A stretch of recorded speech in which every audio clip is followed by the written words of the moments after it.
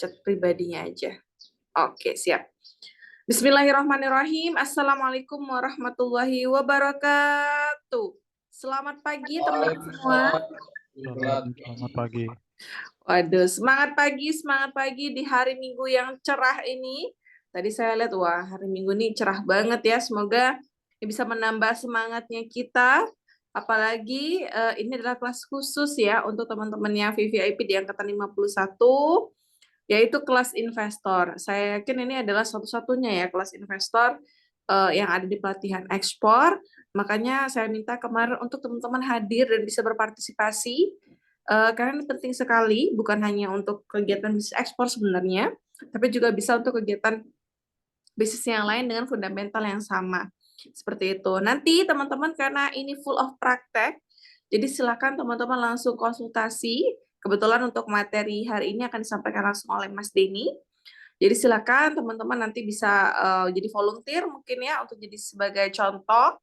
And then yang lain sambil dicoba-coba juga karena kan ada beberapa materi yang kita sudah share ke teman-teman dan juga ada Excel-nya untuk perhitungan ya. Jadi teman-teman silakan dipakai untuk apa ya? Ya dicoba-coba lah sambil kita dengerin nanti contoh yang diberikan. Nah, sebelum itu mungkin saya mau ngobrol-ngobrol dulu sebentar karena kan kalau di VVIP kita private lah ya. Ini mungkin kita start dari yang dari Sumatera. Ini ada Pak Aan. Selamat pagi Pak Aan. Selamat pagi, Miss. Gimana kabarnya Pak Aan hari ini? Alhamdulillah baik, Miss. Oke, siap.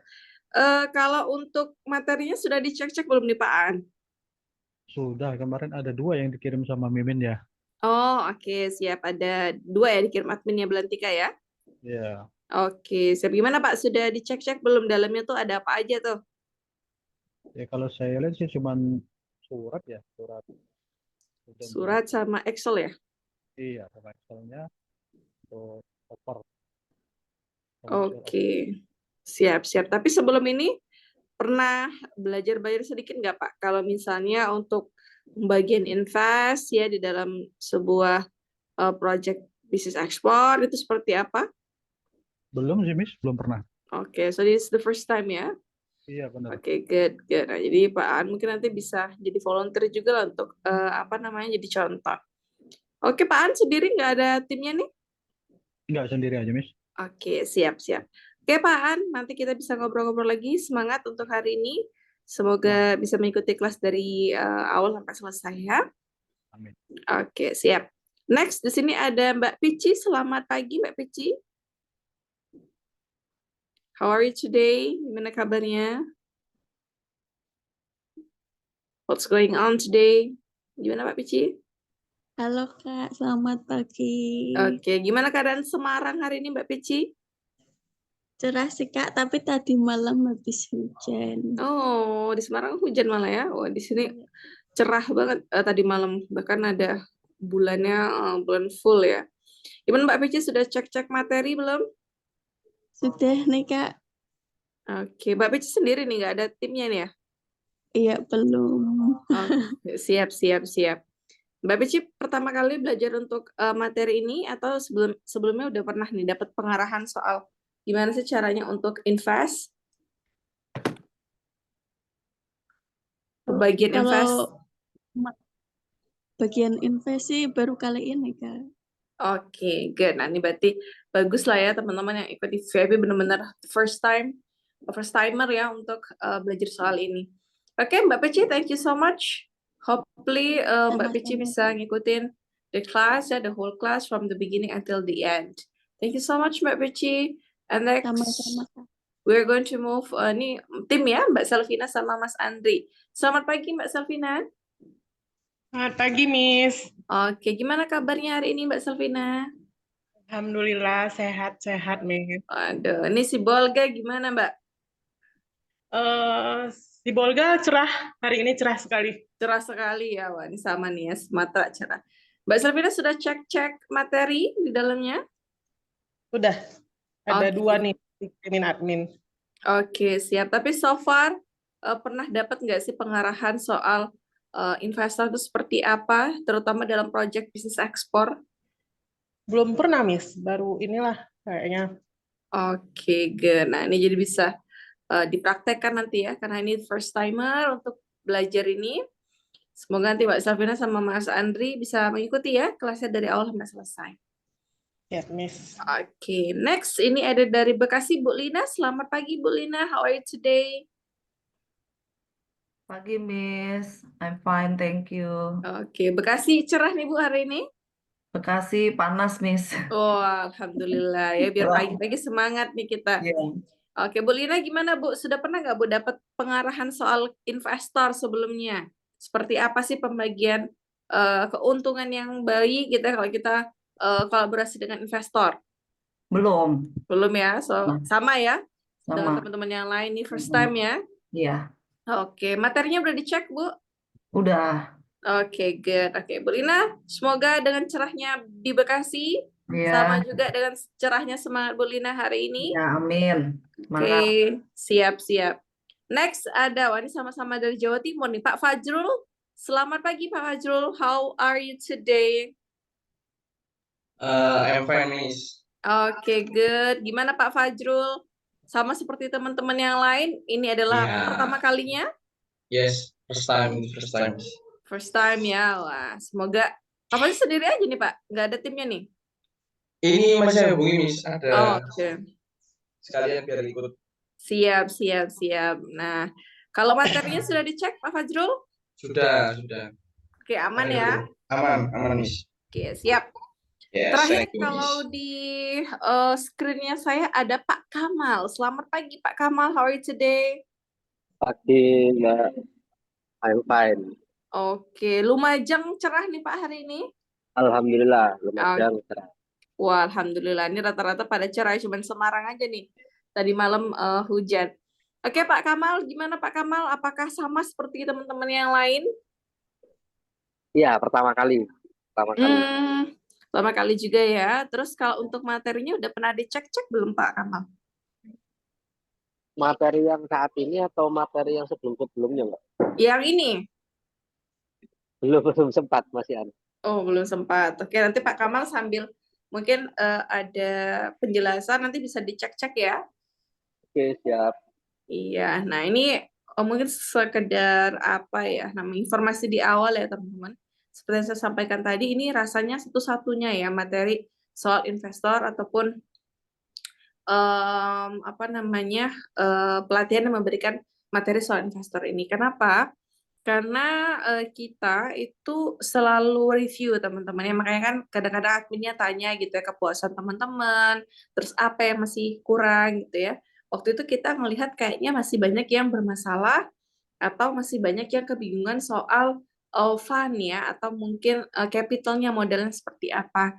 Nah makanya kita tegaskan waktu itu, oke mungkin kita coba bantu ya teman-teman ini benar-benar bisa mendapatkan investor mungkin pembagiannya, bahkan ya teman-teman salah satu member kita itu mendapatkan investor dari pihak luar gitu ya, dari kampus waktu itu dari ITB.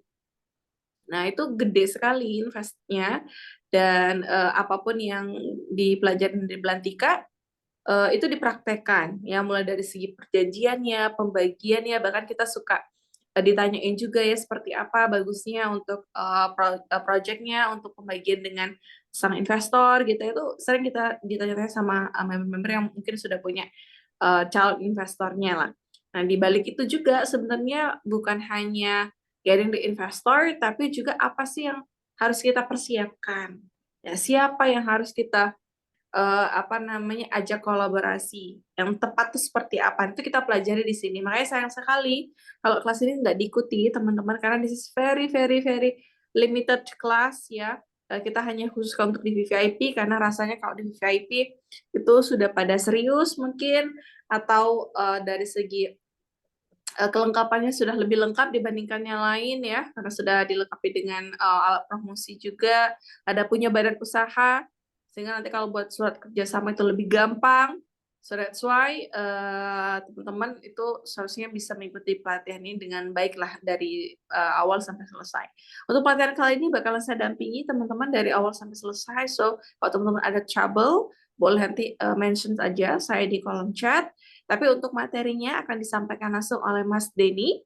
Jadi silakan teman-teman bisa sharing-sharing nanti sama Mas Denny, dan juga bisa langsung jadi volunteernya ya untuk jadi contoh study case-nya begitu. Silakan siapin mungkin produknya, and then mungkin teman-teman bisa persiapkan ya contoh-contoh pricing-nya ya karena kita akan membahas soal invest nih.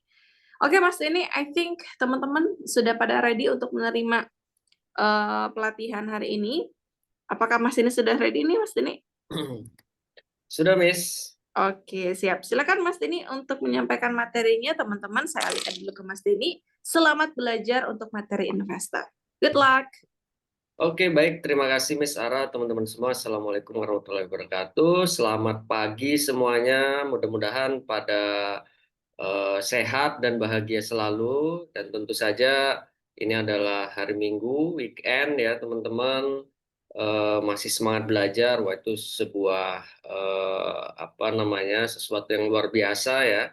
Dan hari ini kita akan masuk ke materi yang cukup penting di bidang ekspor. Kita selalu bicara terkait dengan peluang dan juga tantangan. Nah, kali ini kita mungkin bahas mengenai tantangannya, yaitu di segi permodalan. Nah, dalam mengatasi tantangan di bidang permodalan ini, kami dari Belantika Academy berdasarkan pengalaman dan juga pendampingan terhadap member, yang paling efektif adalah dengan menggandeng partners ya, atau mungkin bisa kita sebut sebagai investor. Nah, maka dari itu untuk bisa membuat pitching deck ataupun proposal ya, ada beberapa hal yang harus kita persiapkan ya supaya teman-teman nanti optimal dalam melakukan penawaran terhadap calon investornya. Nah, maka dari itu nanti kita seperti biasa teman-teman kita akan praktek ya. Jadi siapa yang bersedia atau berkenan untuk praktek nanti kita akan praktek membuat proposal penawarannya ya, termasuk di dalamnya adalah yang disebut dengan commercial offer gitu ya, atau surat penawarannya, dan juga nanti kita buat draft perjanjian kerjasamanya. Dan juga nanti kita bahas sebetulnya idealnya berapa sih pembagian ya untuk investor gitu ya, atau untuk partnersnya ya. Jadi nanti teman-teman kita akan diskusikan bersama. Oke. Nah, ini kita langsung masuk ya ke kelas khusus untuk teman-teman yang member VVIP. Kita akan belajar mengenai permodalan ekspor. Nah, yang pertama adalah kita selalu di bisnis apapun ya, pasti ada tantangan, dan salah satunya yang biasanya menjadi alasan nih untuk teman-teman yang baru mulai bisnis ya, bisnis apapun termasuk ekspor ya, adalah terkait dengan permodalannya. Apalagi ekspor ini mungkin stereotipnya adalah membutuhkan modal yang besar gitu ya, apalagi misalnya metode pembayarannya letter of credit. Nah, di sini beberapa problem untuk masalah permodalan ekspor ini adalah yang pertama tentu ada keterbatasan modal di awal produksi ya. Misalnya teman-teman dapat pesanan nih, produknya misalnya fish meal gitu ya, satu kontainer 40 feet. Nah, kemudian metode pembayarannya adalah 100% letter of credit. Nah, pasti di situ ada kendala untuk modal di awal ya, karena letter of credit itu nanti pembayarannya setelah barang kita kirim dan dokumennya kita serahkan ke bank ya, baru kemudian nanti dapat pembayaran. Nah, artinya untuk di awal kita butuh modal. Kemudian yang kedua, misalnya ada down payment dari buyer, tapi down paymentnya nggak terlalu besar teman-teman ya, ataupun misalnya pembayarannya setelah barang sampai gitu ya, dengan metode pembayaran yang aman tentu saja, misalnya CAD atau letter of credit. Nah, tentu ini sama ya, membutuhkan modal di awal. Kemudian yang ketiga ya, karena mungkin teman-teman masih baru mulai bisnis ya, belum ada relasi terkait dengan akses permodalan gitu ya, apakah itu ke perbankan, apakah itu ke apa namanya, lembaga pembiayaan ekspor atau Exim Bank ya, dan juga kemudian ke lembaga-lembaga yang bisa mendanai ekspornya. Nah, itu tentu biasanya perbankan juga membutuhkan track record dan juga membutuhkan jaminan atau agunannya. Nah, itu juga masalah-masalah yang biasa dihadapi oleh apa namanya, eksportir pemula.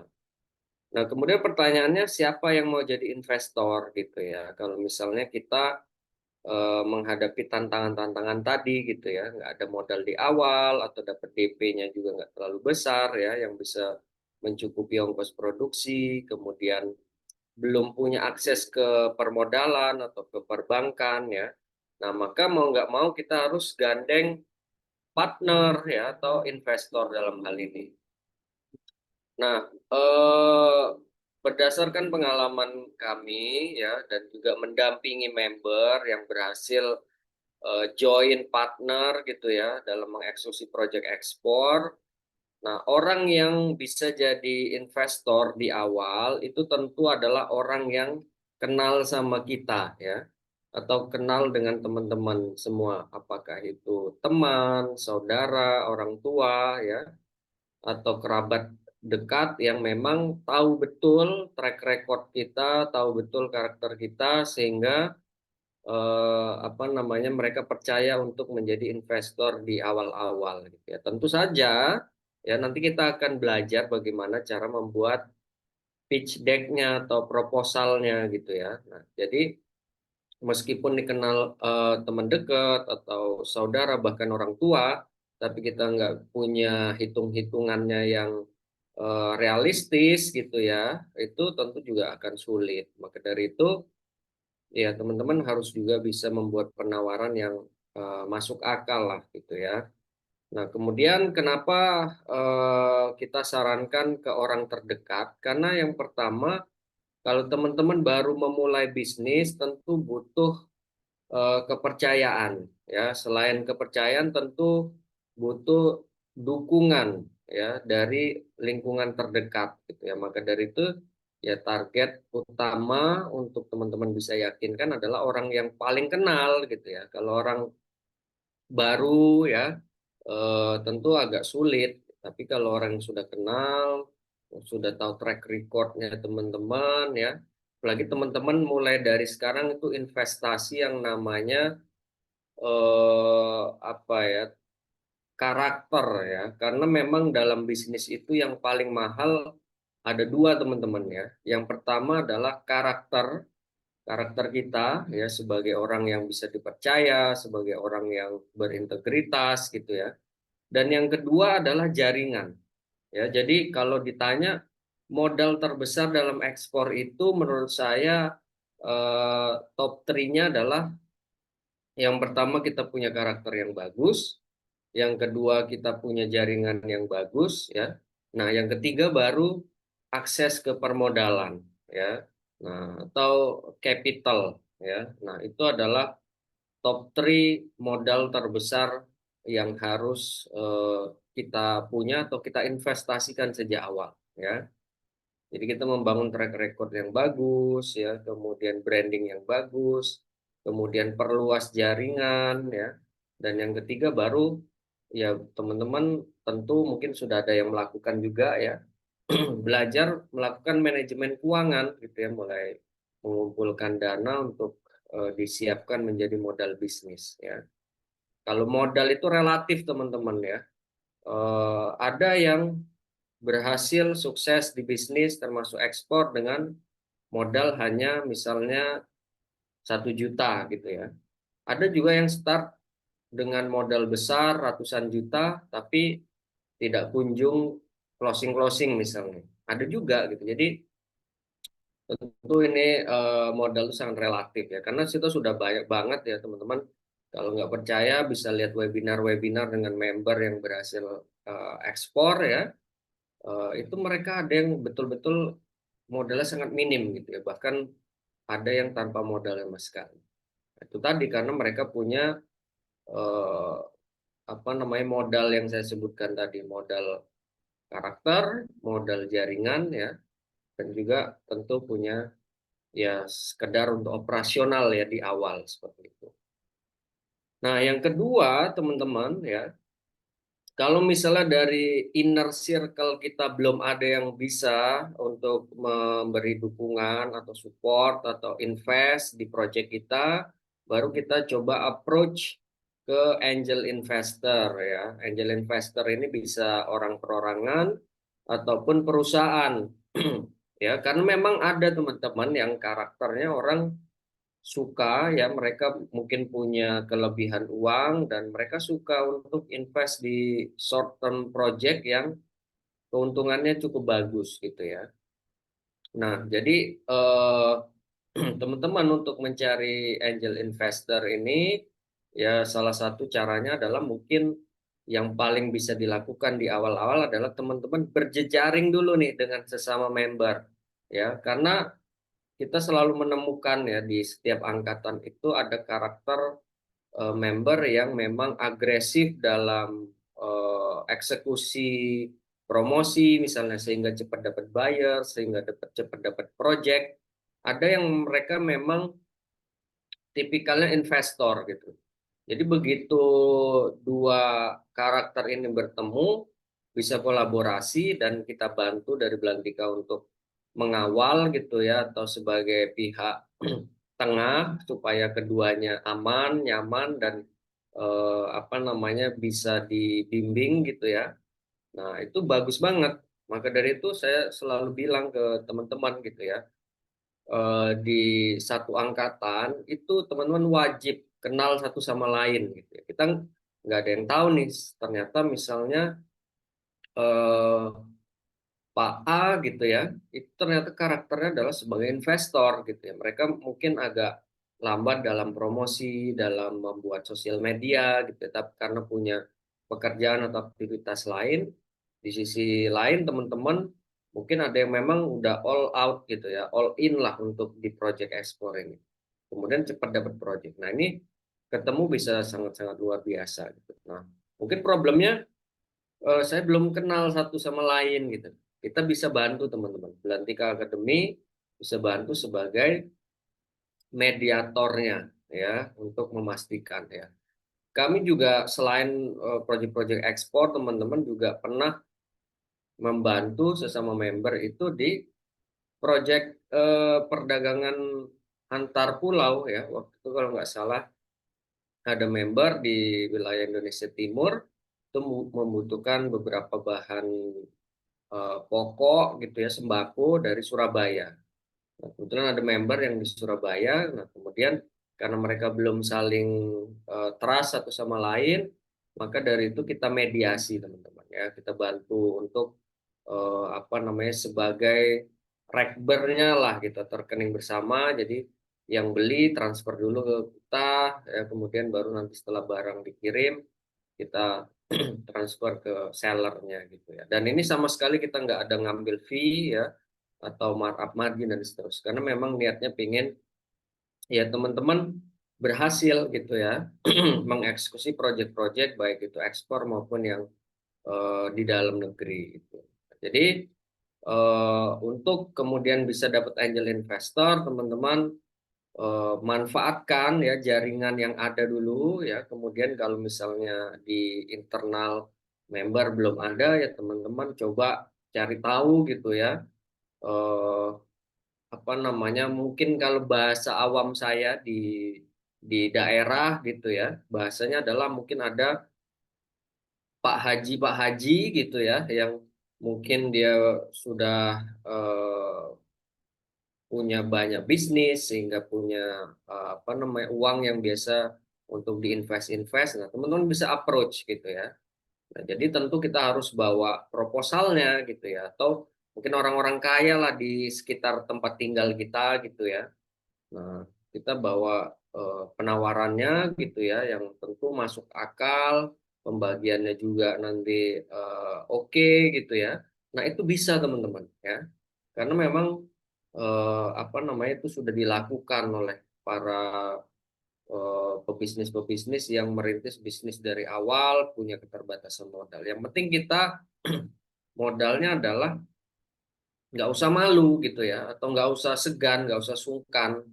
Nah, saya juga selalu sampaikan teman-teman, karakter pebisnis itu adalah yang pertama kita harus remove atau hapus yang namanya sungkanan atau nggak enakan. Nah, itu penyakit itu teman-teman ya. Jadi itu karakter yang kurang bagus ya. Kita tentu paham situasi di mana kita harus sungkanan atau segan atau nggak enakan gitu. Tapi kalau dalam hal bisnis yang positif yang baik, nah justru itu harus dihindari teman-teman ya. Nah maka dari itu teman-teman approach ya orang-orang yang sekiranya potensial gitu ya. Apalagi teman-teman mungkin punya kenalan orang perbankan ya atau bankir-bankir karena mereka tuh yang biasanya paling tahu tuh akses-akses permodalan gitu ya, nasabahnya mereka atau apa gitu. Jadi nanti bisa joint venture lah dengan beberapa, kalau investor agak cukup satu bisa gandeng dua, gandeng tiga dan seterusnya. Yang penting transparan ya, pembagiannya oke gitu ya. Nanti kita akan belajar ya berapa sih pembagian yang ideal. Berikutnya adalah tadi ya kolaborasi antar member ya atau teman-teman join di organisasi-organisasi bisnis gitu ya, asosiasi ataupun himpunan ya, semuanya yang terkait dengan bisnis, nah itu bisa kolaborasi. Maka pentingnya kita untuk join ya teman-teman di organisasi-organisasi yang berkaitan dengan bisnis ya, karena semua pasti orientasinya sama gitu ya, ingin mendapatkan keuntungan dari bisnis ya, pakai itu perdagangan ya, produk jasa ya, atau proyek-proyek apapun lah yang bisa menunjang visi misi daripada organisasi tersebut. Berikutnya adalah strategic partner. Nah ini unik teman-teman ya. Jadi ketika kita promosi ya dengan yang sudah teman-teman pelajari kemarin ya, menyiapkan company profile, katalog, sosial media ya, mungkin ada yang juga sudah buat website. Nah, teman-teman bisa apa namanya nantinya ya kalau misalnya dapat project dari buyer dan itu mungkin besar ya, teman-teman bisa tawarkan kepada buyernya untuk jadi investornya gitu ya. Jadi mungkin ini sedikit berbeda dengan payment 100% di depan ya. Karena biasanya itu untuk satu kali project aja. Tapi kalau investor, bayarnya teman-teman aja untuk bisnisnya jangka panjang ya. Mungkin si buyer butuh dalam 1 tahun 20 kontainer ya. Nah, teman-teman mungkin kalau di awal wah berat sekali mungkin ya untuk mungkin proyek-proyek yang nilainya besar seperti rempah-rempah atau kopi yang harganya per kilonya aja di atas 100.000 misalnya. Satu kontainernya itu bisa setidak-tidaknya 18 ton misalnya kali 20 ya. Nah, itu kan kalau di awal kita bisa down teman-teman kalau nggak berpikir secara strategik gitu ya. Tapi begitu kita sudah tahu ya, oh ini proyeknya gede nih, tapi saya punya keterbatasan modal. Nah, coba saya tawarkan ke investor gitu ya. Mau nggak kamu jadi investornya? Gitu. Nanti soal keuntungan kita bisa bicarakan bersama. Nanti saya akan kasih tahu nih harga modal saya berapa, ya HPP-nya berapa, ya keuntungan yang saya harapkan berapa. Jadi teman-teman nanti transparan kepada buyer ya. Jadi dari harga kopi misalnya 100.000 per kilo, saya mau untung per kilonya 2.000 aja deh gitu ya. Nah, itu kamu bisa bantu nggak gitu ya untuk memodalin. Jadi saya akan siapkan barang sesuai spesifikasi, sesuai dengan permintaan kamu, tapi tolong kamu jadi investornya gitu ya. Kita bisa targetkan ini dalam 1 tahun misalnya 20 kontainer gitu ya. Nah, jadi teman-teman bisa sampaikan gitu secara terbuka juga kepada buyer. Nah, justru itu mungkin yang menarik gitu ya, karena ini udah banyak juga terjadi teman-teman ya. Kita juga pernah juga mengalami hal yang sama gitu ya, untuk proyek Batu Alam teman-teman. Jadi bayarnya dari Amerika itu yang mendanain proyeknya. Waktu itu 1 tahun jalan, teman-teman, ya. Karena ada situasi dan seterusnya, ya kita nggak teruskan waktu. Tapi kita sempat dapat investment yang dari buyer gitu ya, atau biasa kita sebut dengan strategic buyer, strategic partner, sorry. Nah, tapi mungkin itu tadi ya, kita butuh adjustment di margin profitnya. Ya, kalau misalnya teman-teman dengan modal sendiri atau dengan modal investor di Indonesia gitu ya, itu bisa marginnya misalnya sampai 10% gitu ya. Tapi misalnya dengan dimodalin dengan buyer, ya teman-teman dapatnya misalnya cuma 3% gitu ya, atau 2%. Ya itu balik lagi ke teman-teman ya. Kalau misalnya kuantitinya besar, kalau menurut saya sih nggak ada masalah gitu ya, untuk sembari membangun portfolio di awal ya. Seperti kita dulu gitu ya. Di awal kita dapat margin nggak terlalu besar, tapi dimodalin 100% oleh buyernya, it's okay gitu ya. Tapi kemudian setelah 1 tahun kita punya portfolio, ya kita mengerti kualitas gitu yang diinginkan oleh buyer-buyer di dunia gitu ya. Nah, kemudian kita bisa bicarakan ulang ya dengan si buyer atau investor ya.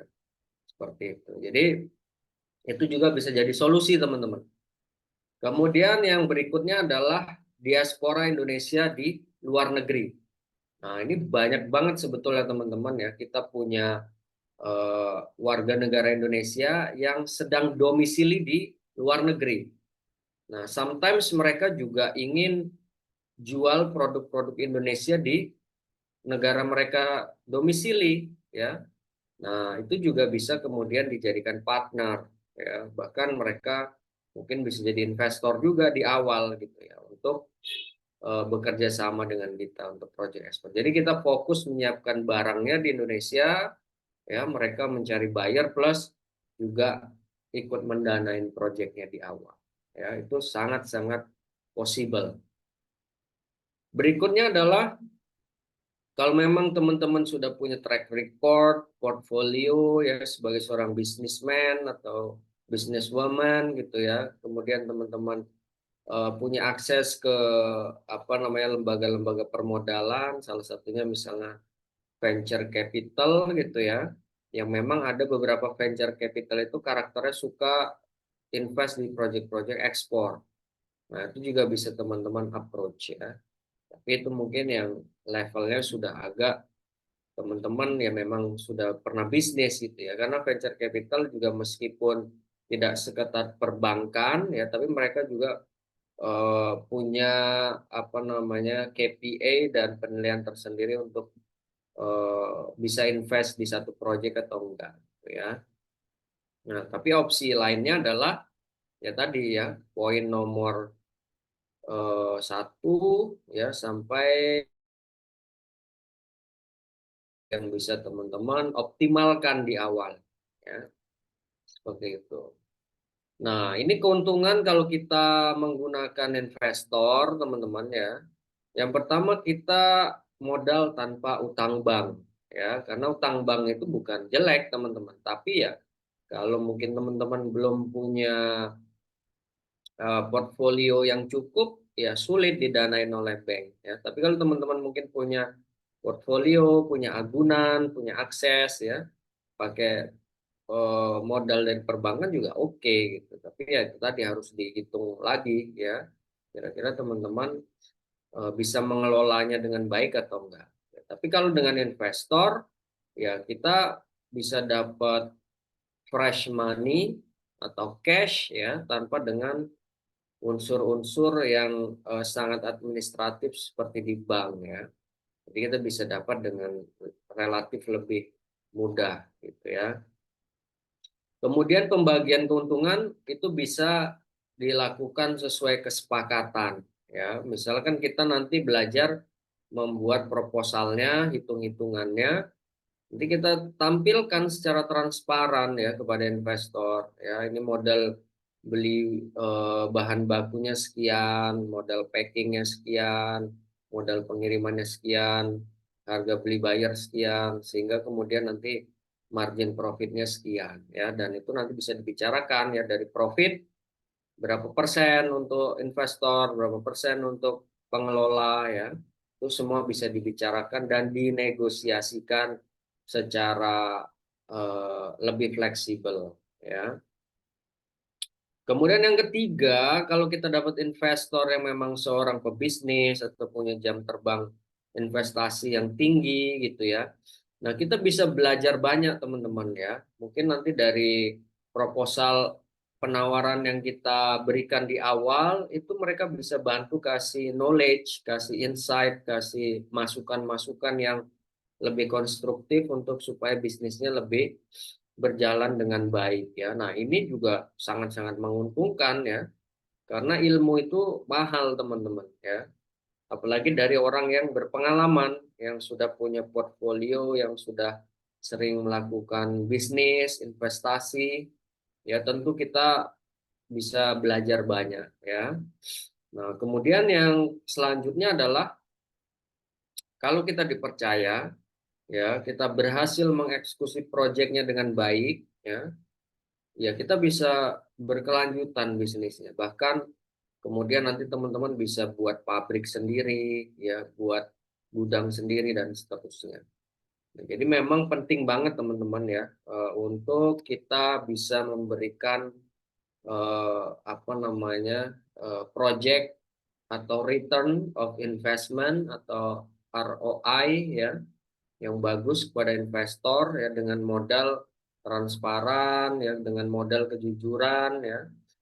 Nah, itu bisnis kita bisa berkelanjutan bahkan mungkin bisa panjang gitu ya dimodalin sampai bikin pabrik dan seterusnya. Ya, makanya sekali lagi integritas itu sangat mahal teman-teman ya. Karakter sebagai seorang pebisnis yang bisa dipercaya ya itu sangat-sangat mahal harganya. Makanya teman-teman mulai dari sekarang ya kalau belum punya cukup modal maka investasinya di awal adalah kepada karakter ya dan juga personal branding. Ya, karena itu nilainya sangat-sangat mahal ya. Seperti itu. Berikutnya adalah gimana cara menarik investor ya. Nah, yang pertama tentu tadi ya kita harus punya credibility teman-teman, kredibilitas. Ya, tentu ini tadi dengan investasi di karakter tadi ya. Kita orangnya itu bisa dipercaya ya, bisa dipercaya tentu kita menunjukkan portfolio, branding ya. Apakah itu branding secara personal ataupun bisnis.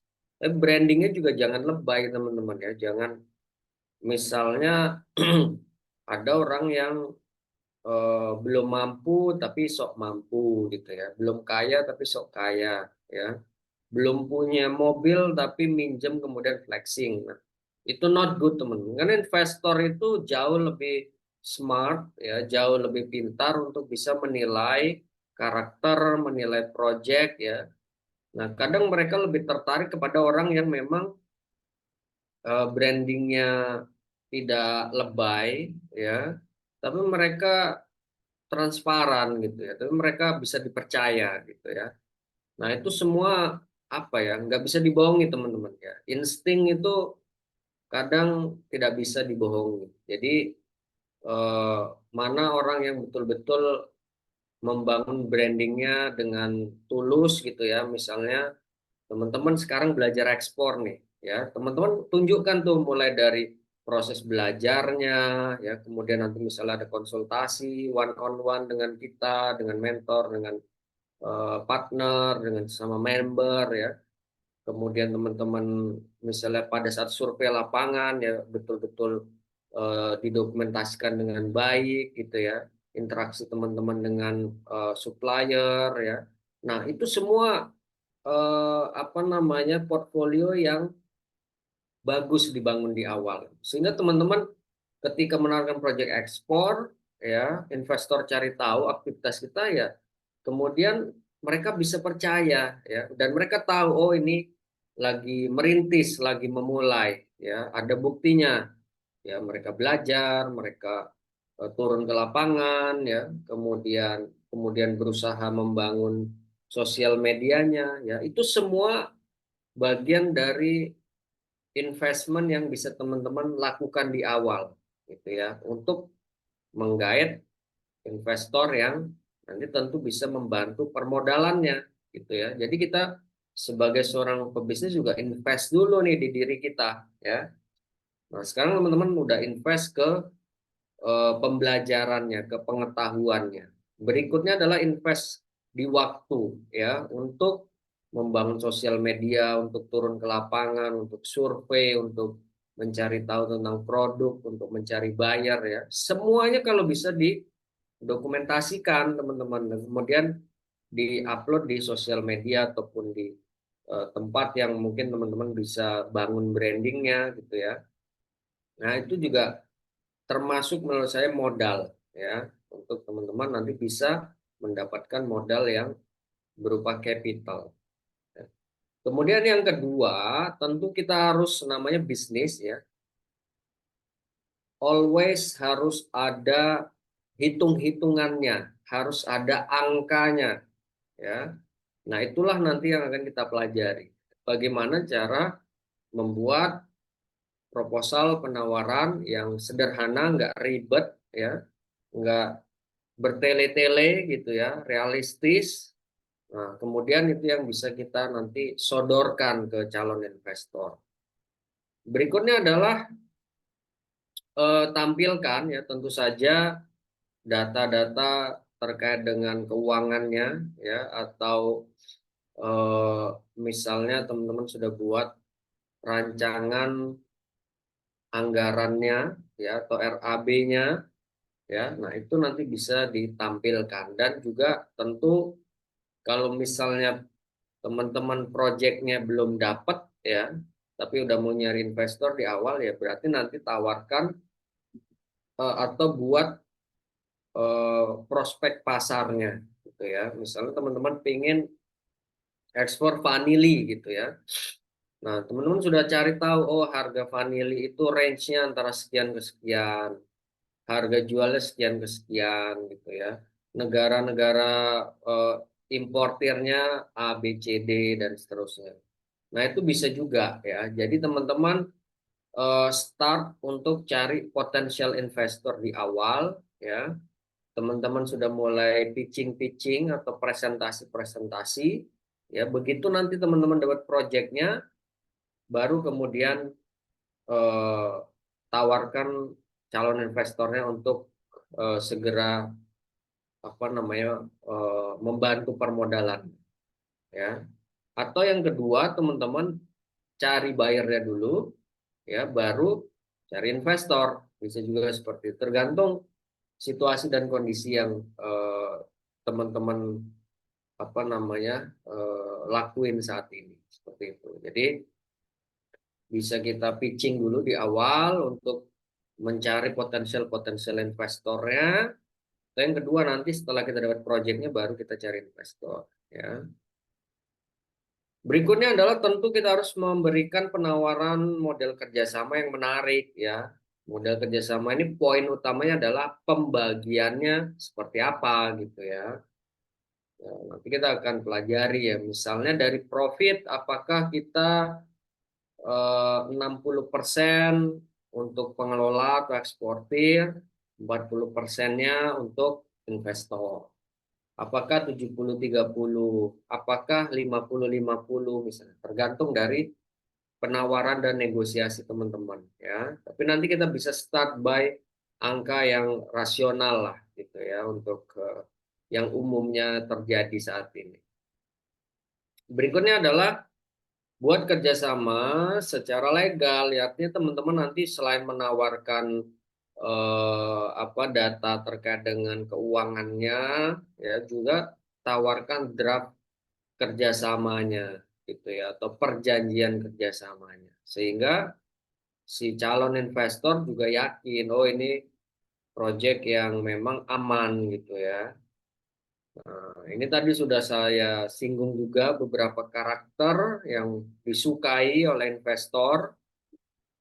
Yang pertama adalah teman-teman berintegritas ya. Berintegritas ini dalamnya ada kejujuran, ada transparansi, ya, kemudian ada apa namanya karakter-karakter yang memang menunjukkan track record teman-teman itu ya bisa dipercaya lah gitu ya. Kemudian teman-teman di sini pada saat presentasi bisa menjelaskan produknya dengan baik, potensi pasarnya dengan baik ya, proses-proses ekspor ya karena teman-teman udah belajar ya sehingga teman-teman kalau ditanya mungkin investornya juga udah sering invest di project ekspor gitu ditanya misalnya ini Incoterm-nya apa gitu ya, kemudian metode pembayarannya seperti apa gitu ya. Teman-teman bisa jelaskan dengan baik ya. Nah, tentu di sini juga nanti pada saat eh, investornya sudah akan masuk gitu ya untuk invest ya teman-teman harus komunikatif, terbuka ya. Kemudian sering memberikan laporan progres ya. Dan namanya bisnis teman-teman ya itu nggak selalu mulus. Mungkin di bayangan kita, wah kita sudah dapat buyer, sudah dapat supplier, sudah dapat investor, perfect gitu ya. Nah ternyata pada saat eksekusi ada kendala A, B, C, D ya. Mungkin suppliernya kualitasnya nggak sesuai, mungkin buyernya DP-nya terlambat masuk dan seterusnya. Nah, teman-teman tidak perlu panik gitu ya. Karena pebisnis itu orientasinya selalu ke problem solving ya atau ke penyelesaian masalah. Nah, teman-teman harus bisa tunjukkan bahwa misalnya investor challenge teman-teman. Misalnya gini, kalau nanti bayarnya tidak bayar seperti apa gitu ya. Kalau misalnya suppliernya nakal seperti apa. Nah, teman-teman harus bisa kemudian cara berpikirnya problem solving. Ya, begitu juga nanti pas di lapangan beneran menghadapi masalah gitu ya. Nah, jadi teman-teman tidak perlu panik, tidak perlu lari ke sana ke sini ya, tapi utamakan gimana caranya ada masalah pasti ada solusinya ya. Masalah itu always teman-teman pasangannya adalah solusi ya. Jadi jangan buat masalah dengan masalah baru ya, seperti misalnya teman-teman menghadapi masalah kemudian cari-cari alasan ya, menghindar ya, kemudian coba menutup-nutupi ya. Nah, itu sama sekali nggak bagus ya. Teman-teman sampaikan ya, misalnya ke investor ini ada sedikit kendala, problemnya ini, tapi saat ini saya coba cari solusinya dan saya akan bertanggung jawab untuk menyelesaikan masalah tersebut. Nah, itu better teman-teman. Ya, karena saya sendiri juga investor juga gitu ya. Jadi begitu kita nerima laporan ada masalah gitu ya, kemudian yang kita invest tadi bisa memberikan statement, misalnya saya akan bertanggung jawab, saya akan segera selesai. Nah itu kita juga tenang ya. Nah ketika investor tenang, dia juga pasti berpikir gimana caranya masalah tadi selesai, pasti dia akan bantu. Ya, mereka pasti akan bantu. Nah beda cerita ketika teman-teman ada masalah, kemudian panik, kemudian investor taunya dari orang lain. Nah, itu pasti akan jadi problem besar itu ya. Jadi ada masalah tambah masalah baru lagi. Nah, itu jangan sampai terjadi. Jadi kita mindsetnya harus diubah ya. Bisnis pasti ada gain ya, pasti juga ada pain-nya. Ada keuntungan, ada tantangan ya. Semua harus dihadapi ya. Seperti itu. Nah, kemudian yang berikutnya ini yang juga paling disukai oleh investor ya. Teman-teman tadi ya menunjukkan etos gitu ya. Kalau memang pingin ekspor, pingin jadi eksportir ya tunjukkan gitu loh. Ya, bahwa teman-teman memang misalnya rela untuk turun ke lapangan, panas-panasan, survei segala macam dan itu semua ya harus sekarang eranya digital teman-teman harus ditampilkan gitu ya di sosial media. Ya beberapa member itu ketika survei, ketika turun ke lapangan itu buat story, nge-tag kita gitu ya di Belantik Academy atau ke saya. Itu kita repost teman-teman ya untuk membantu mengamplifikasi ya bahwa teman-teman ini memang sedang berjuang gitu ya, sedang merintis gitu ya. Dan kemudian juga ada yang closing setelah beberapa bulan, ya bahkan ada yang setelah 1 tahun, ya 2 tahun dan seterusnya. Tapi mereka tidak menyerah, ya. Begitu mereka berhasil, orang lihat wah ini orang konsisten gitu ya. Orang ini sepertinya memang etos kerjanya luar biasa.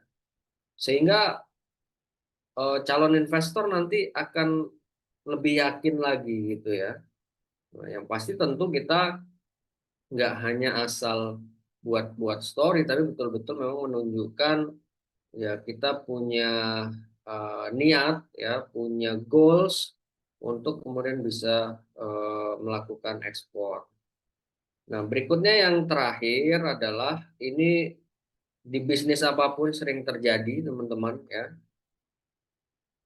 Teman-teman biasanya itu FOMO doang gitu ya, tidak kemudian setelah belajar, setelah investasi di waktu, di tenaga pikiran ya, kemudian tidak fokus ya dan tidak konsisten. Nah, ini problem. Padahal investor itu suka orang yang kalau menjalani satu bidang bisnis ya fokus dan konsisten ya. Mau apapun bisnisnya kalau kita fokus konsisten pasti berhasil, pasti ada jalannya. Nah, itu penting banget untuk teman-teman tidak tadi ya, balik lagi ke poin tidak mudah menyerah tadi sebetulnya gitu ya. Nah, kecuali teman-teman memang di tengah jalan menemukan bahwa ini tantangannya terlalu besar ya, kemudian tidak sesuai dengan situasi dan kondisinya teman-teman ya. Misalnya teman-teman saat ini sedang bekerja, kemudian tiba-tiba dapat promosi naik jabatan misalnya, atau dapat tugas baru yang itu bebannya besar. Nah, mungkin teman-teman ya bisa hold dulu gitu ya, tunda dulu ya, baru kemudian nanti kalau sudah timingnya tepat ya silahkan lanjutkan lagi seperti itu. Berikutnya adalah kita harus bisa buat namanya financial projection ya, atau proyeksi keuangannya. Nah, inilah tadi yang saya bilang ya, angka-angka yang harus kita sodorkan ke calon investornya ya.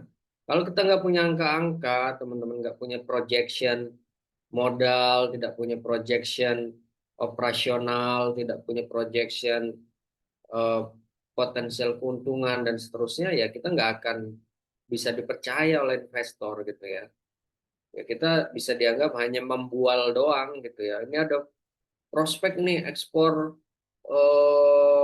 misalnya kratom gitu ya, tapi teman-teman tidak bisa memberikan berapa sih sebetulnya harga belinya ya, harga jualnya, marginnya dan seterusnya. Nah, itu juga omong kosong ya teman-teman. Makanya teman-teman nanti harus belajar membuat namanya commercial offer ya, atau penawaran komersial.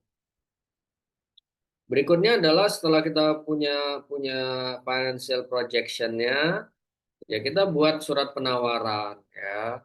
Bisa secara formal seperti ini atau hanya kemudian secara sederhana ya. Tapi yang pasti harus ada adalah financial projection dan juga draft kerjasama ya. Dua hal ini yang esensial ya. Surat penawaran tadi ya opsional lah kalau teman-teman misalnya ke lingkungan terdekat, ke orang tua misalnya, kan rasanya nggak perlu ya buat surat penawaran, tapi buat financial projection dan juga kerjasama ya, perjanjian kerjasama itu sangat penting ya, itu harus ada, wajib ada ya, seperti itu.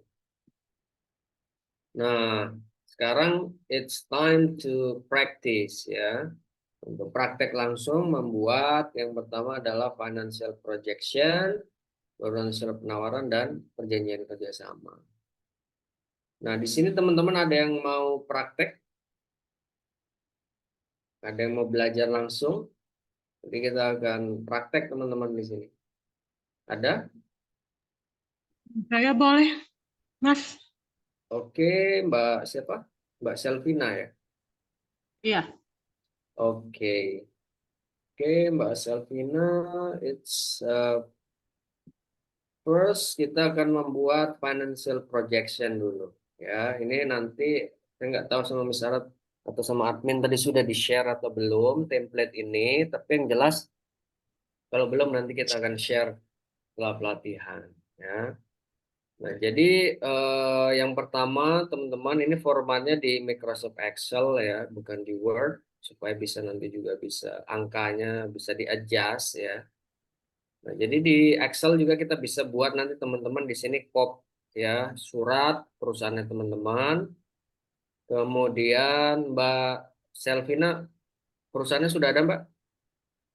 Eh, lagi dibikin sama pihak izinkan kan? Oke, namanya apa Mbak? PT Tanjung Berjaya Mandiri. Saya rekop. Tanjung Berjaya Mandiri. Oke, anggap alamatnya menyesuaikan lah ya. Nomor telepon dan emailnya, kemudian nanti logo perusahaan. Gitu. Nah, kemudian di sini dokumennya itu namanya commercial offer ya, atau mungkin kalau di bahasa Indonesia kan kita bisa ganti dengan penawaran investasi lah gitu ya. Penawaran investasi misalnya, seperti itu. Nah, di sini kita karena ini dokumen resmi perusahaan ya, kita buatkan nomornya juga ya. Cara buatnya sama kemarin dengan dokumen lainnya ya. Di sini misalnya serial dokumen ya yang sudah diterbitkan. Ya, misalnya baru pertama ya 001, kemudian di sini kode perusahaan misalnya PT Tanjung Berjaya disingkat TBM misalnya PT TBM. Kemudian kode dokumennya commercial offer ya CO, bulannya bulan 6 ya. Kemudian tahun 2025. Nah, ini kepada ya kalau sudah ada target calon investornya teman-teman langsung tulis ya, pakai itu nama orang perorangan, nama perusahaan atau koperasi atau apapun gitu ya. Ditulis di sini, misalnya kalau orang perorangan misalnya Bapak Indra Wijaya gitu. Nah, jadi langsung spesifik, investor juga pas baca, oh ini penawaran eksklusif ke saya nih gitu ya. Nah, kemudian tanggal diterbitkannya dokumen atau kapan sih kita mulai memberikan penawaran ini gitu ya. Misalnya tanggal 15 Juni 2025. Nah, di sini ada validity time-nya atau waktu berlaku penawaran ini. Ya, misalnya kita berlakukan hanya 3 hari. Ya, artinya kalau tanggal 15 berarti berakhir tanggal 18 misalnya. Nah, di sini kenapa harus ada validity time? Ya, karena kita mungkin misalnya sudah dapat project, harus segera dieksekusi, kita butuh investor segera mungkin. Maka kita kasih waktu investor untuk mempelajari proyeknya itu misalnya 3 hari. Ya, begitu 3 hari dia nggak bisa memberikan keputusan, ya kita berarti berhak untuk cari calon investor yang lain. Seperti itu. Nah, kemudian ini nama pimpinan perusahaan yang menawarkan, ya misalnya tadi Ibu Selvina. Mungkin disampaikan di sini ya nama lengkapnya gitu kan.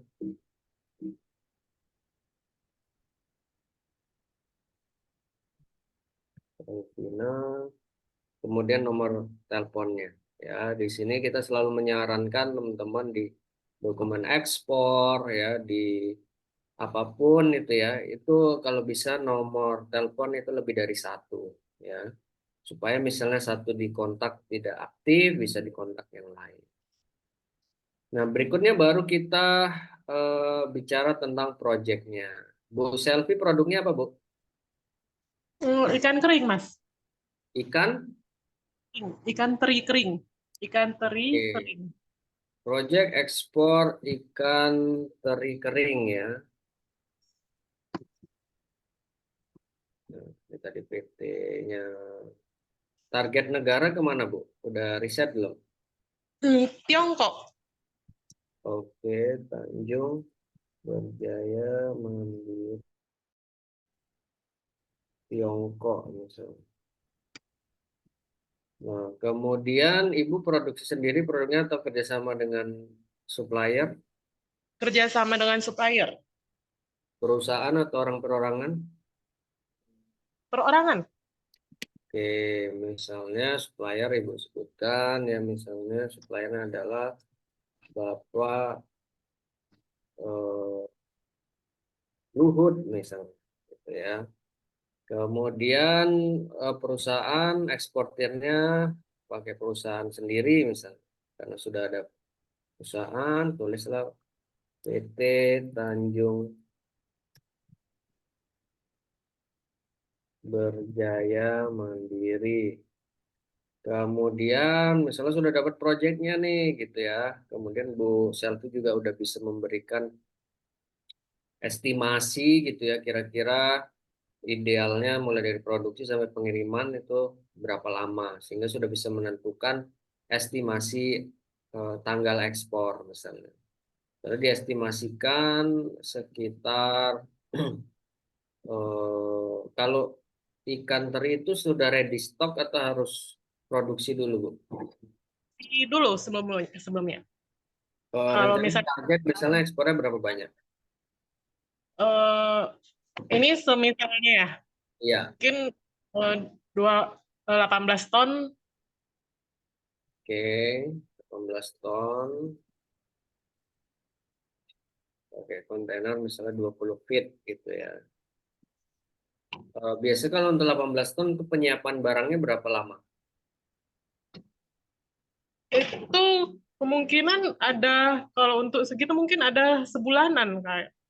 1 bulan, oke. Misalnya estimasinya adalah tanggal 20 Juli gitu ya, 2025. Produknya bahasa Inggrisnya apa, Bu? Dried fish. Dried fish. Dried fish ya. Ada jenisnya, fishnya apa misalnya? Bentar, saya.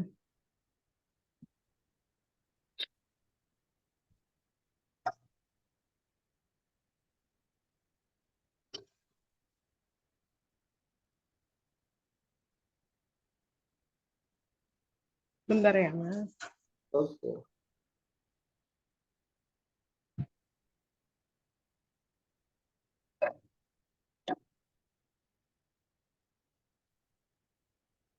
Jenisnya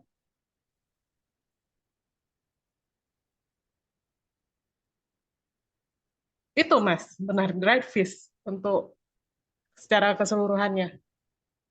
Anchovy ya benar. Oke, anchovy ya.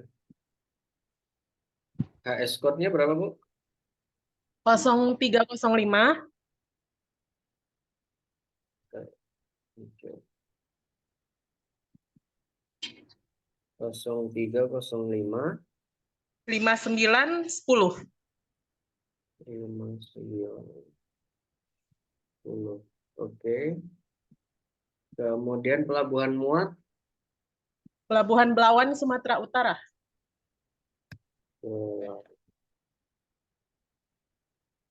Muat Sumatera ya. Kemudian udah mempelajari belum, Bu? Pelabuhan-pelabuhan di Tiongkok apa aja? Itu berbeda ya sama port of discharge-nya? Atau sama ya? Kalau pelabuhan bongkar itu. Sama, POD, Port of Discharge. Guangzhou Port, Tiongkok. Guangzhou ya.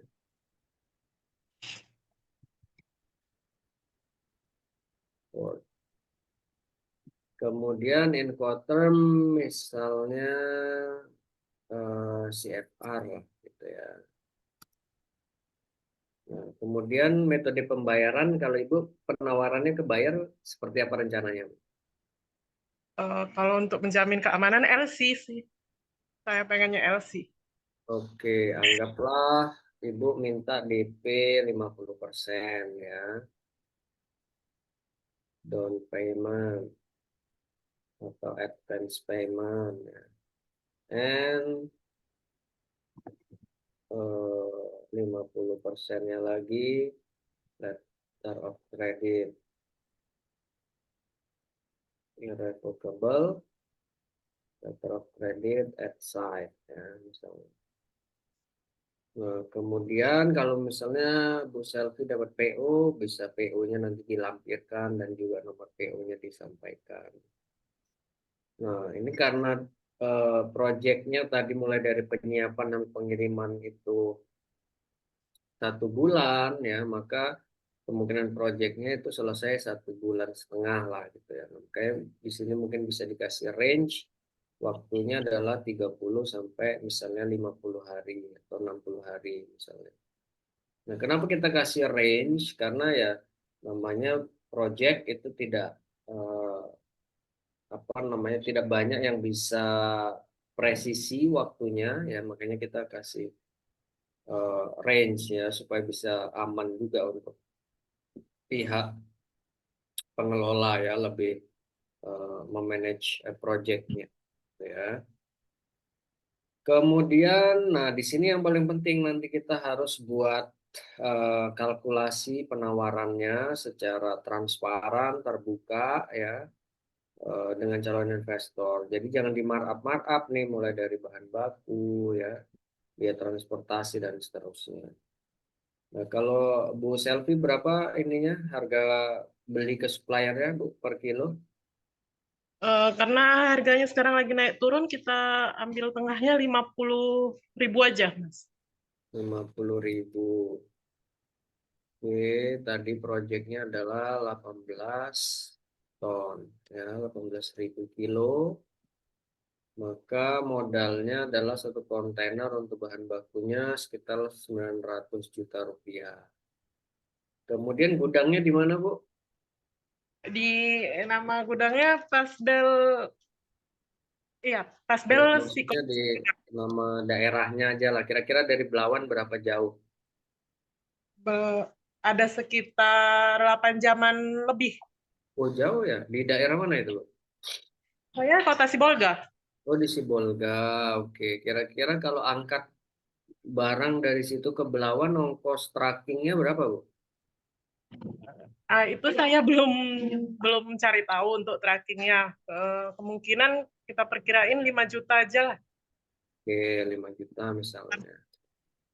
Kemudian anggaplah karena di awal pakai forwarder gitu ya, biayanya mungkin anggaplah misalnya 10 juta gitu kan, udah semua dokumen, handling di pelabuhan dan seterusnya. Nah, kalau teman-teman bisa punya rincian yang lebih detail, lebih bagus lagi ya, biaya forwarder ini apa aja gitu ya, nanti dilampirkan ke apa namanya ke calon investornya. Jadi semakin kita bisa memberikan detail itu semakin bagus. Kemudian misalnya biaya kapal ya untuk 1 kontainer 20 feet ke pelabuhan Guangzhou tadi ya misalnya. Itu sekitar misalnya pakai river container kan Bu ya. Iya. Itu di 1.500 misalnya dengan kurs dolar 16.500 misalnya.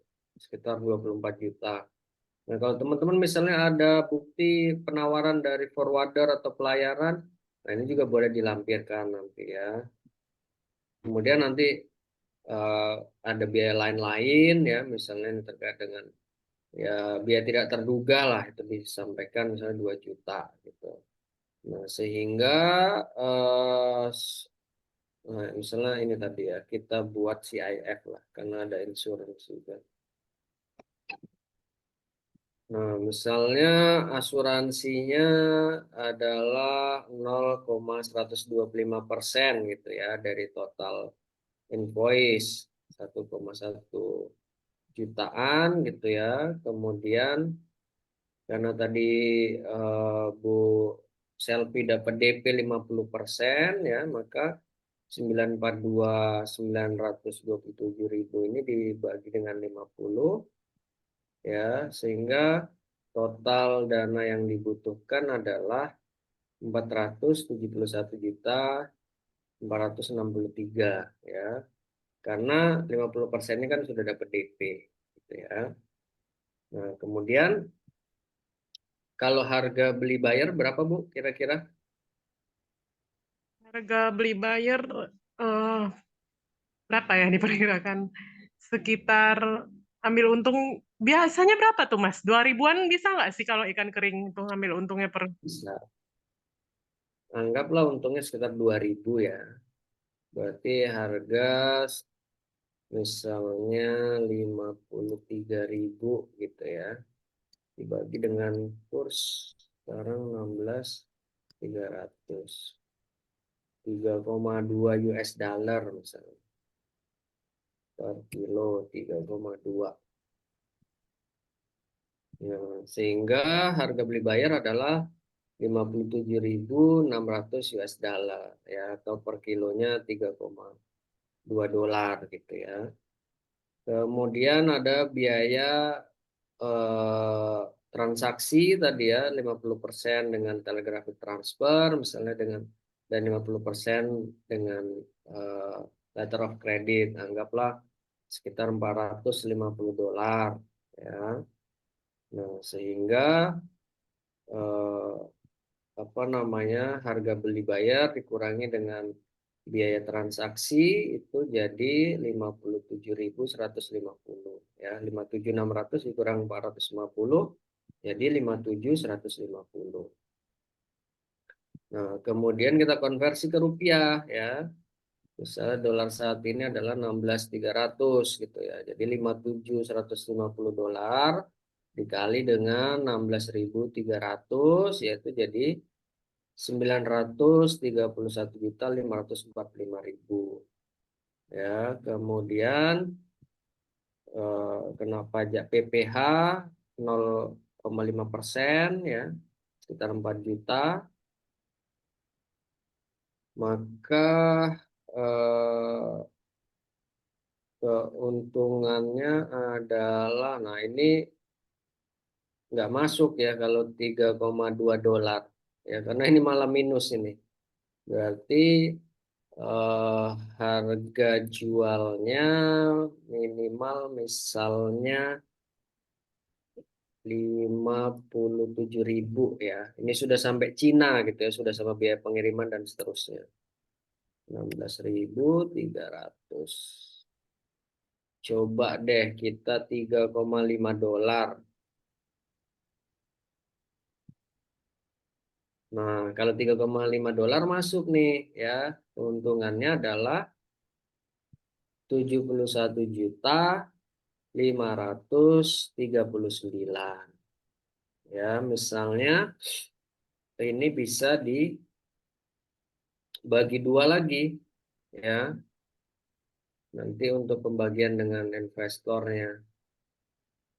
Ya, ini bisa langsung teman-teman tawarkan pembagian dari profit ini ya, total 71 juta ini, atau bisa dari yang 50%-nya. Kenapa? Karena si investor tadi kan hanya invest 50% dari total project ya. Nah, jadi tergantung teman-teman ya mana yang menarik nanti penawarannya.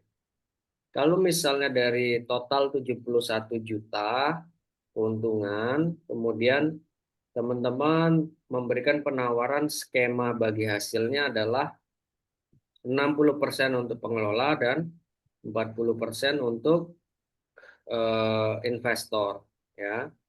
Maka kalau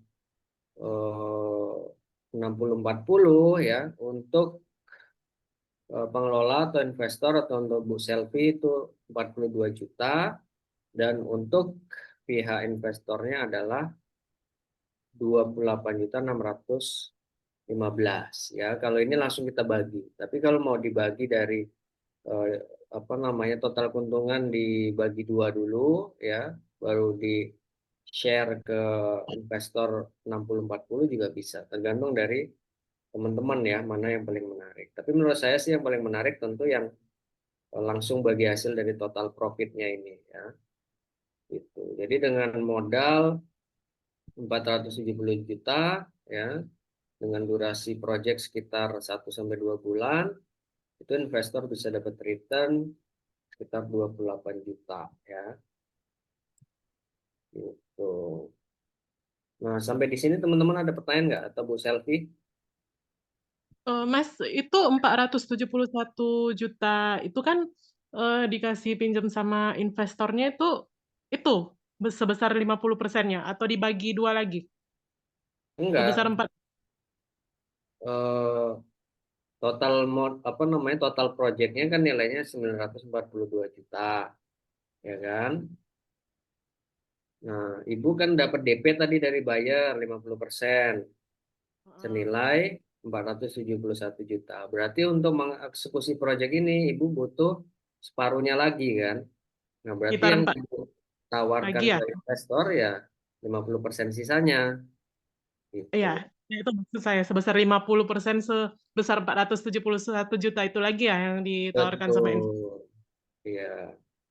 Oke, Mas. Oke, ada lagi Bu Selvi? Cukup sih, Mas. Cukup ya. Nah, jadi kalau misalnya penawarannya seperti ini, investor biasanya tertarik ya. Misalnya dari 28 juta keuntungan ini ya, 28 juta, sorry, 615 ya. Kemudian modal yang mereka keluarkan tadi adalah 471 juta. Ya, itu berarti mereka returnnya adalah 471 dibagi dengan sorry 28 juta dibagi dengan 471 dikali dengan 100. Nah, mereka dapat return 6% dari total modal yang mereka investkan ke kita. Nah, ini cukup menarik gitu ya, karena dibanding dengan mereka deposito ataupun instrumen investasi yang lain ya, 6% ini biasanya bisa didapat 1 tahun gitu ya dari modal yang mereka investasikan. Nah, ini dalam jangka waktu 1 sampai 2 bulan saja sudah bisa menghasilkan 6%. Ya, ini tentu menarik gitu ya. Kalau misalnya ini berhasil proyek pertama, proyek kedua 6% lagi, ya artinya akumulasi dalam 1 tahun investor udah bisa dapat misalnya sekitar anggaplah setahun 6 kali shipment ya. Ya, itu udah bisa dapat return sekitar 30 sampai 40% gitu kan. Nah, tentu itu akan sangat menarik sekali. Jadi project ekspor ini menurut saya justru salah satu project yang sangat menarik ya untuk investor. Tapi tentu saja tadi ya mereka akan investasi di orang yang benar, di project yang benar.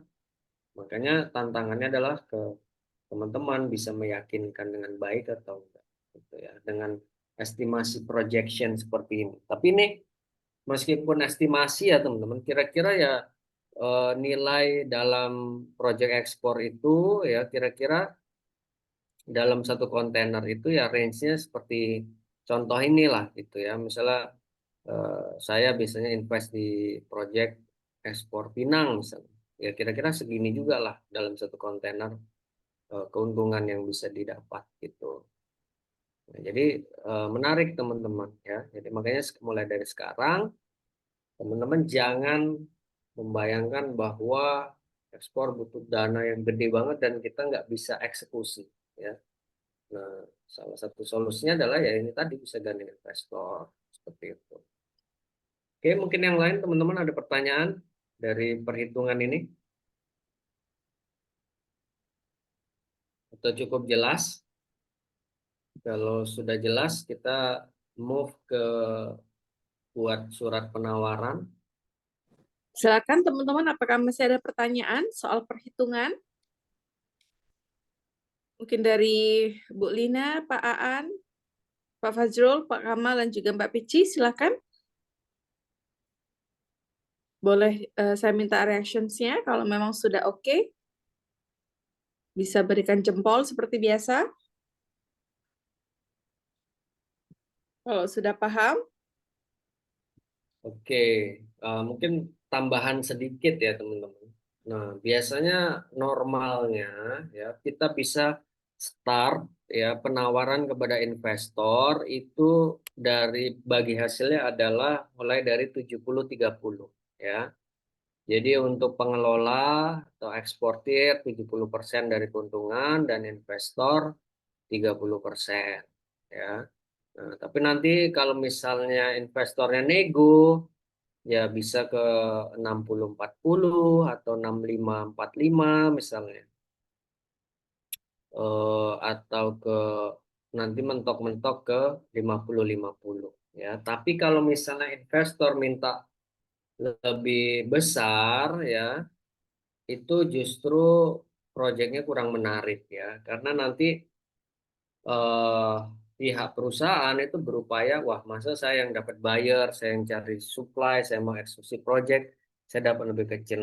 Nanti akhirnya pihak supplier ini bisa nggak jujur, ya, bisa markup di harga bahan baku, di dokumen dan seterusnya. Nah, jadi saran saya memang di awal, ya, Bapak Ibu bisa start dari 70-30 dulu. Nanti kalau ada negosiasi bisa turun ke 60-40, ya. Nanti kemudian baru kalau terakhir, ya, itu di 50-50, ya. Syaratnya adalah memang pihak investor itu mendanain proyeknya secara keseluruhan, gitu ya. Misalnya kita butuh dananya 471, ya harus 471 gitu ya, nggak bisa hanya misalnya 400. Kalau hanya 400 nanti dikurangi sesuai dengan persentasenya. Seperti itu. Oke, karena reaction teman-teman adalah sudah paham dan cukup terperinci, nanti saran saya teman-teman praktek sendiri di rumah masing-masing, ya, untuk membuat dokumen commercial offer ini, ya, atau surat penawaran investasi ke potensial investornya. Nah, maka berikutnya adalah kalau sudah bisa buat financial projection-nya, berikutnya adalah teman-teman harus bisa membuat yang namanya surat penawaran, ya.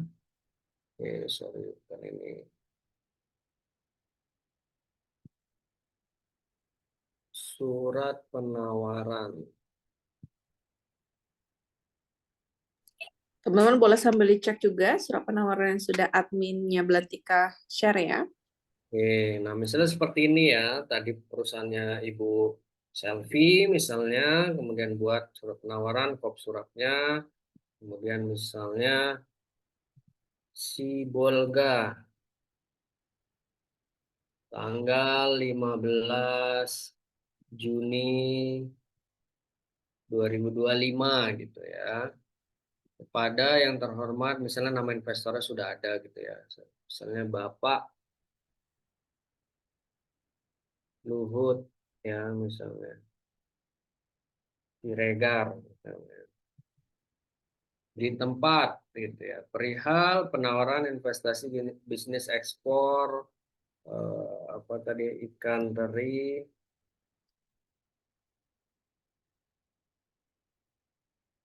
ke Tiongkok. Nah, dengan hormat, kami dari PT, sebutkan nama PT-nya apa, adalah perusahaan yang bergerak di bidang misalnya langsung aja di bidang ekspor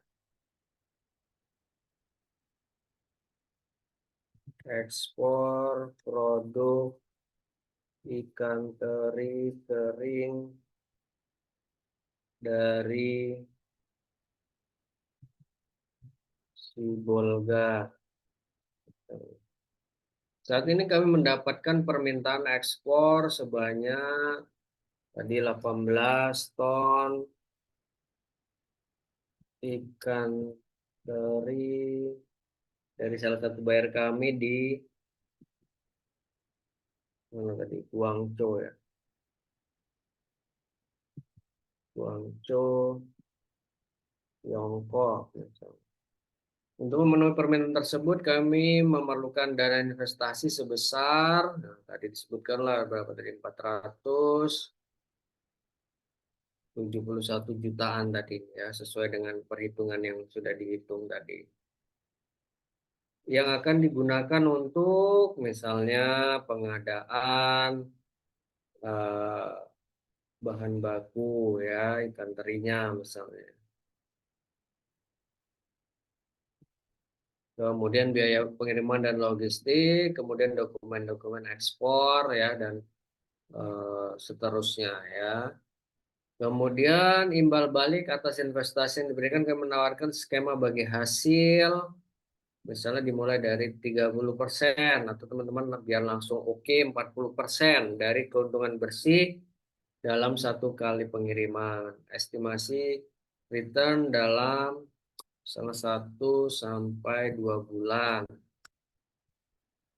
Ringkasan project ya, misalnya nama produknya apa disebutkan, volumenya berapa ton, negara tujuannya. Kemudian kalau sudah dapat bayar berapa ya nilai bayarnya tadi, misalnya di perhitungan kita tadi invoice-nya adalah 63.000 US dollar ya. 63.000 US dollar. Estimasi keuntungan misalnya tadi 70 jutaan.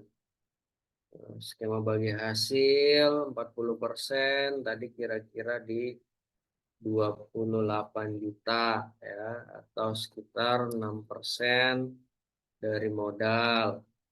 Waktu pengembalian 1 sampai 2 bulan misalnya. Kami terbuka untuk diskusi lebih lanjut dan siap mempresentasikan dokumen pendukung seperti PO atau purchase order dari buyer, proyeksi keuangan, profil perusahaan, serta kontrak kerjasama. Demikian surat penawaran ini kami sampaikan. Semoga Bapak atau Ibu berkenan menjadi bagian dari pertumbuhan ekspor ikan teri bersama kami. Atas perhatian dan kesempatan kami ucapkan terima kasih. Ya, kemudian ditandatangani oleh pimpinan perusahaan. Gitu. Oke, nah, nanti kalau berbeda ini dikirim ulang aja, misal atau adminnya nanti dibantu ya. Nah, jadi kurang lebih seperti ini Bapak Ibu ya untuk membuat surat penawarannya. Gitu. Sampai di sini ada pertanyaan untuk surat penawaran? Atau cukup?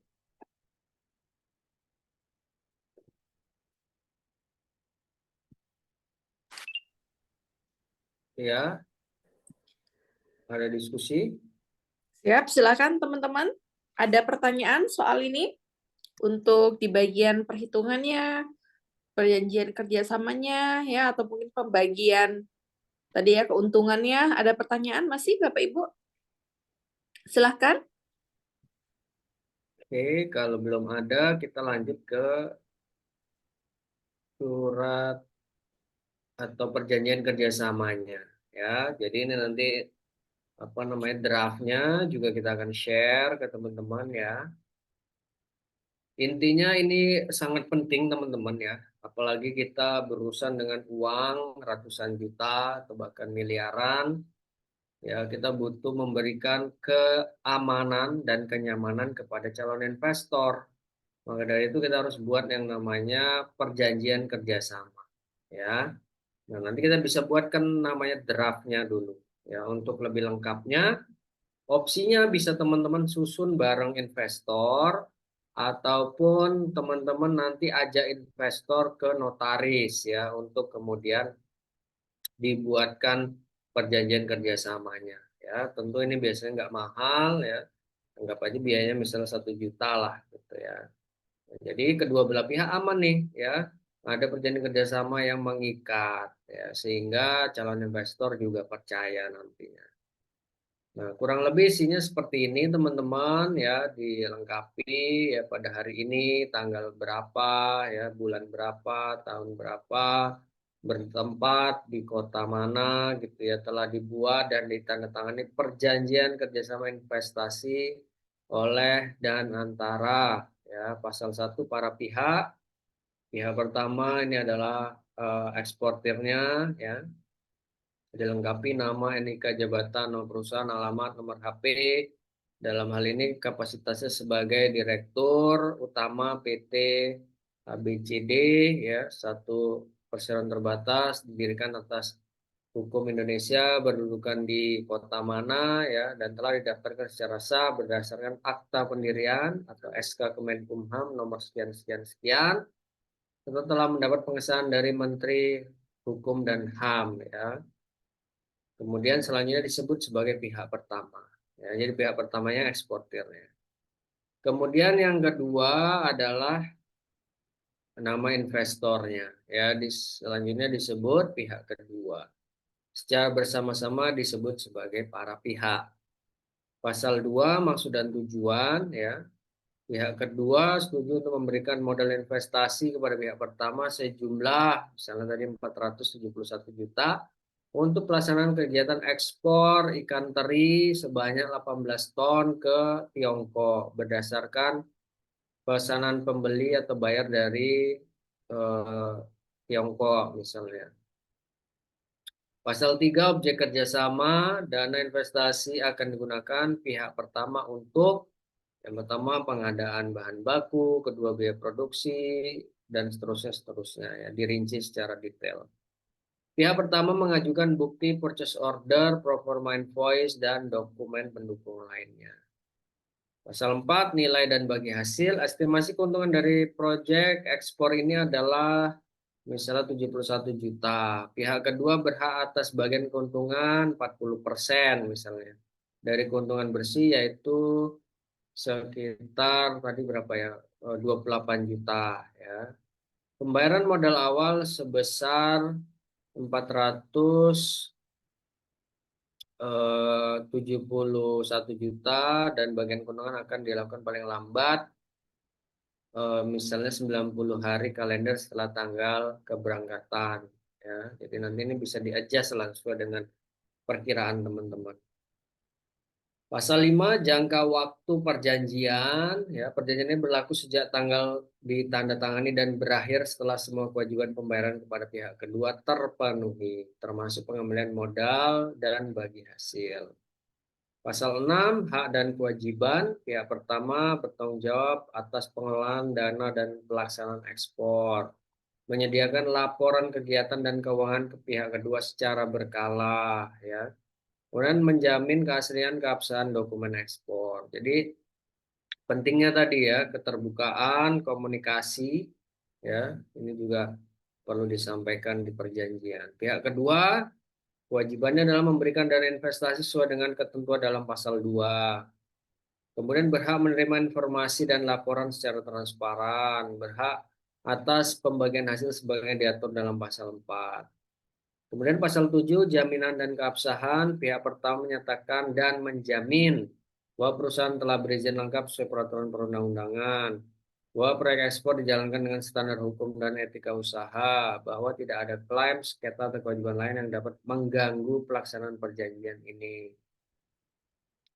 Kemudian pasal 8, jika ada force majeure atau keadaan darurat atau kahar, kedua belah pihak dibebaskan dari tanggung jawab dan keterlambatan atau kegagalan pelaksanaan perjanjian ini disebabkan oleh keadaan kahar atau force majeure seperti bencana alam, kebijakan pemerintah yang menghambat ekspor, perang, huru-hara, dan gangguan keamanan lainnya. Kemudian pasal 9 penyelesaian perselisihan. Segala perselisihan yang timbul diselesaikan secara musyawarah. Kemudian jika tidak tercapai maka diselesaikan melalui jalur hukum di pengadilan negeri yang ada di Indonesia misalnya ya, atau ditunjuk langsung di kota Medan misalnya atau Sibolga dan seterusnya. Pasal 10 lain-lain, perjanjian ini dibuat dalam rangkap 2 dan bermaterai cukup. Hal-hal yang belum diatur dalam perjanjian ini akan disepakati secara tertulis oleh kedua belah pihak. Demikian perjanjian ini dibuat dengan sebenar-benarnya dan dalam keadaan sadar tanpa ada tekanan dari pihak manapun. Pertama ditandatangani di atas materai oleh pihak pertama, ya, kemudian distempel perusahaan, dan yang kedua ditandatangani oleh investor. Disaksikan oleh saksi oleh pihak pertama dan saksi pihak kedua. Kemudian nanti rangkap kedua ditandatangani di atas materai oleh investor, ya, kemudian ditandatangani oleh pihak pertama, disaksikan saksi dari pihak pertama dan saksi dari pihak kedua. Nah, kurang lebih seperti itu teman-teman ya. Tapi kalau mau lebih valid lagi ya dibawa di hadapan notaris ya, itu lebih apa namanya, lebih meyakinkan investor lagi seperti itu. Nah, sampai di sini untuk perjanjian kerjasama. Ada pertanyaan teman-teman? Any questions? Silakan teman-teman, is there any questions?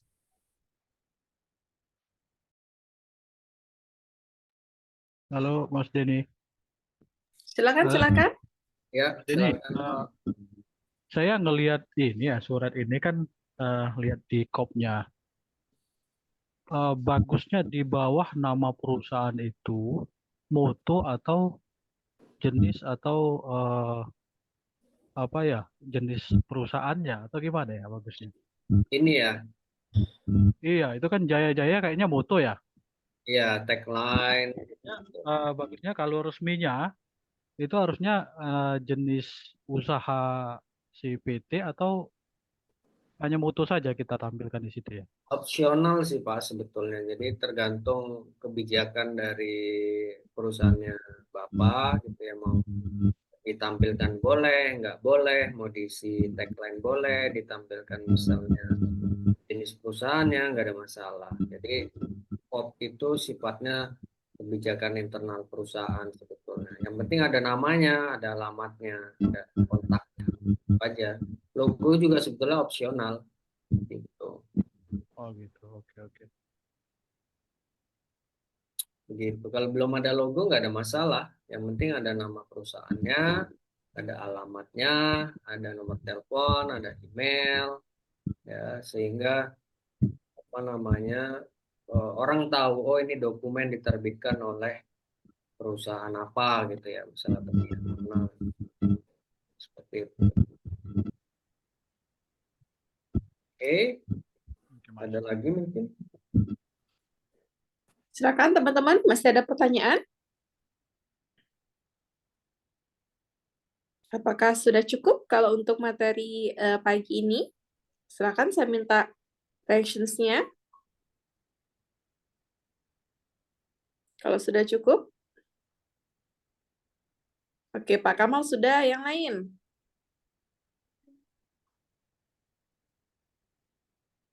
Yang lain, Mbak Pici sudah.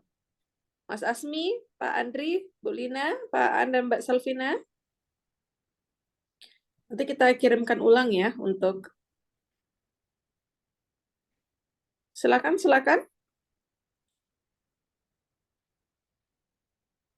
Ini siapa nih yang ngasih like nih? Oke, sudah ya? Pak An, oke. Mbak Selvina dan Mas Andri? Ada pertanyaan? Oke, good. Kalau memang belum ada, teman-teman, artinya kalau kelas investornya sudah kita selesaikan gitu ya. Intinya kalau di sini, memang perhitungan yang paling harus kita cek adalah untuk di profitnya ya, pembagian keuntungannya seperti apa. Makanya tadi di awal Mas Denny sampaikan ya, ini kalau seperti ini cocok nih untuk gandeng investor, tapi kalau di bawah ini mungkin agak kurang bagus karena apa namanya riskinya juga mungkin agak lebih besar gitu ya sebagai investor. Makanya teman-teman nanti kalau sudah ada transaksi itu bisa diskusikan dengan saya. Kayak sekarang saya sudah mendampingi juga untuk pengiriman ke Pakistan. Nah makanya teman-teman any kind of movement-nya itu bisa diskusikan ya selama kelas tadi saya sambil dampingin ada yang mau kirim ke India tanggal 21 ini, ada yang mau kirim ke Pakistan. Jadi saling berkolaborasi saja, konsultasi untuk kekurangan-kekurangannya. Untuk private nanti kita bisa mulai di hari Senin sampai Sabtu depan. Jadi silakan teman-teman boleh jadwalkan kalau memang ada yang masih kita mau harus bahas secara private atau just diskusi seperti umumnya juga boleh. Untuk rekaman nanti akan di-share sama adminnya Belantika, plus juga nanti akan di-share template yang terbaru ya. Karena baru 2 ya yang dikirimkan. Tadi kan kita kayaknya ada 3 template ya yang sudah kita praktekkan seperti itu.